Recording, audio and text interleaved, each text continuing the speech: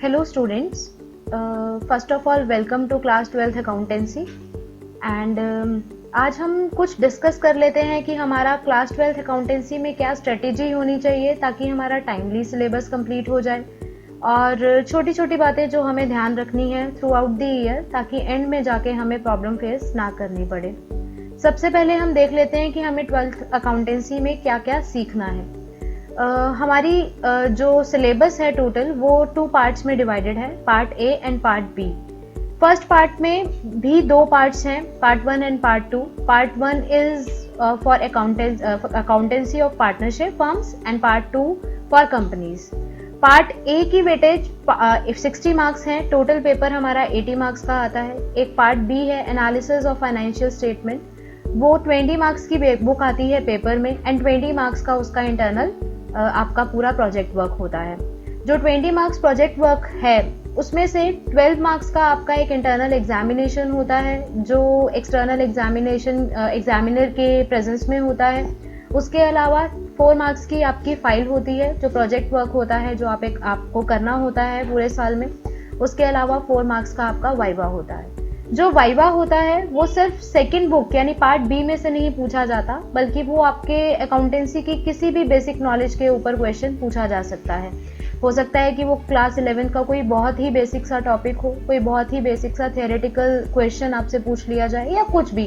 तो आपको मैं सजेस्ट करूंगी कि आप क्लास 11 का भी जो बेसिक अकाउंटेंसी है वो आप प्रिपेयर करके जरूर जाइए जब भी आप वाइवा के लिए जा रहे हैं। उसके अलावा जो पार्ट ए मैंने बताया कि 60 मार्क्स का होता है उसमें से 35 मार्क्स पार्टनरशिप होती है और 25 मार्क्स की कंपनीज आती है। मैं सजेस्ट करूंगी कि आप सबसे पहले अपनी पार्टनरशिप को कंप्लीट कर लीजिए ताकि जो 35 मार्क्स हैं वो आप सिक्योर कर सकें।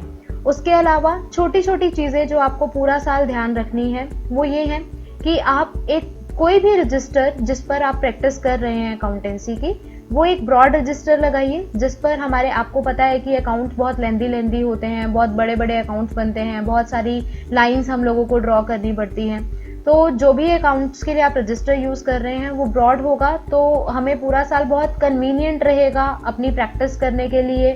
बहुत इजीली हम अपनी फिगर्स को लिख सकते हैं, उसमें एडिशन सब्ट्रैक्शन का काम कर सकते हैं और उसी तरीके की प्रैक्टिस जब हमें हो जाएगी तो एग्जामिनेशन में हमें प्रॉब्लम फेस नहीं करनी पड़ेगी। उसके अलावा always use pencil and scale to draw the lines ताकि हमें प्रॉब्लम फेस ना करनी पड़े। एक बार जब हमें हैबिट हो जाएगी जल्दी जल्दी पेंसिल स्केल से लाइन ड्रॉ करने की तो हमें बोर्ड में भी टाइम कम लगेगा। उसके अलावा हमारा जो टारगेट होना चाहिए कि हमारा सिलेबस कब तक कंप्लीट हो जाए वो हमारा टारगेट होना चाहिए अक्टूबर एंड तक। अगर आप अपना सिलेबस कंप्लीट कर लेते हैं तो आप ये सोच लीजिए कि आपके पास बहुत सा टाइम होगा रिवीजन के लिए। जो सब्जेक्ट्स आपने पूरा साल बहुत ध्यान से नहीं पढ़े हैं उन्हें आप टाइम दे सकते हैं, यानी आप अकॉर्डिंगली अपना टाइम मैनेज कर सकते हैं। आप कोशिश कीजिएगा कि अक्टूबर एंड तक आपका सिलेबस एटलीस्ट कंप्लीट हो जाए और उसके बाद आप अपनी धीरे धीरे रिवीजन स्टार्ट कर सकते हैं। सिलेबस कंप्लीट हो जाने के बाद जो आपका फोकस होना चाहिए वो होना चाहिए कि आप 3 आवर्स एग्जामिनेशन दें, चाहे वो आप स्कूल एग्जामिनेशंस दें, चाहे वो आप अपनी ट्यूशंस में एग्जामिनेशंस दें या फिर आप अपनी सेल्फ असेसमेंट के लिए टाइमर लगा करके 3 घंटे का पेपर करके देखिए। क्योंकि बहुत से स्टूडेंट्स ऐसे होते हैं जो ये प्रॉब्लम लेकर आते हैं कि मैम हमें आता तो था लेकिन हमारा पेपर छूट गया जस्ट बिकॉज कि टाइम बहुत कम था। टाइम कम नहीं है, देखिए स्टूडेंट्स वो भी हैं जो फुल मार्क्स स्कोर करते हैं, ठीक है, तो वो भी तो उतने ही टाइम में पेपर कंप्लीट करते हैं ना। इट्स जस्ट कि आप लोगों को आता होगा बट आप लोग पूरा साल टाइम पर ध्यान नहीं देते, सीख लेते हैं लेकिन टाइम मैनेज करना नहीं सीखते। तो मैं चाहूंगी कि आप सभी टाइम को भी अकॉर्डिंगली मैनेज कीजिए। हर क्वेश्चन का एक टाइम होता है कि कितने टाइम में एक क्वेश्चन कंप्लीट हो जाना चाहिए। सपोज आपका 8 मार्कर क्वेश्चन है तो 8 मार्कर क्वेश्चन आप ये अज्यूम कर लीजिए कि आप 12 से 13 मिनट में किसी ना किसी तरीके से उसे कंप्लीट करने की प्रैक्टिस कर लीजिए। अगर आप इस तरीके से हर क्वेश्चन को प्रैक्टिस कर लेंगे तो आपको टाइम मैनेज करने की प्रॉब्लम नहीं आएगी एग्जामिनेशंस में। इसके अलावा बहुत छोटी छोटी चीजें होती हैं जो हमें ध्यान देनी होती हैं।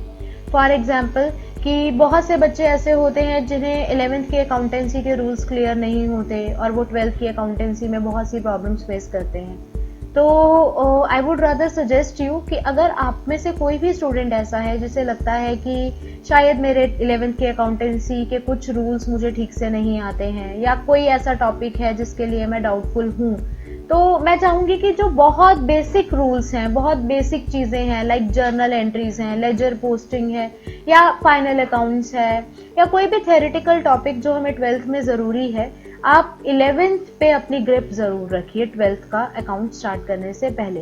अगर आप में से कोई भी ऐसा स्टूडेंट है जिसे नहीं आती है 11th की कोई भी एक पर्टिकुलर चीज, तो मैं चाहूंगी कि वो कुछ दिन लगाकर डेडिकेटेडली पहले अपनी 11th की अकाउंट्स के बेसिक रूल्स को स्ट्रॉन्ग कर ले, ताकि उसे 12th में कोई भी प्रॉब्लम फेस ना करनी पड़े।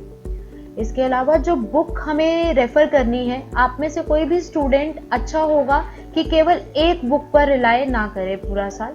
हमें कम से कम 2 बुक्स तो साइमल्टेनियसली करनी ही करनी है, और जब सिलेबस कंप्लीट हो जाए तो उसके बाद बहुत से सैम्पल पेपर्स, बहुत से क्वेश्चन हमें प्रैक्टिस भी करने हैं। तो मिनिमम 2 बुक्स तो हमें साइमल्टेनियसली करनी ही करनी है। जो 2 बुक्स मैं आपको सजेस्ट करूंगी उनमें से एक है टी.एस. ग्रेवाल, जो सुल्तान चंद एंड सन्स पब्लिकेशन है, उसकी बुक है। इसके अलावा एक बुक है DK. Goyal, DK. Goyal APC publications की बुक है। ये दोनों ही बुक्स बहुत अच्छी हैं।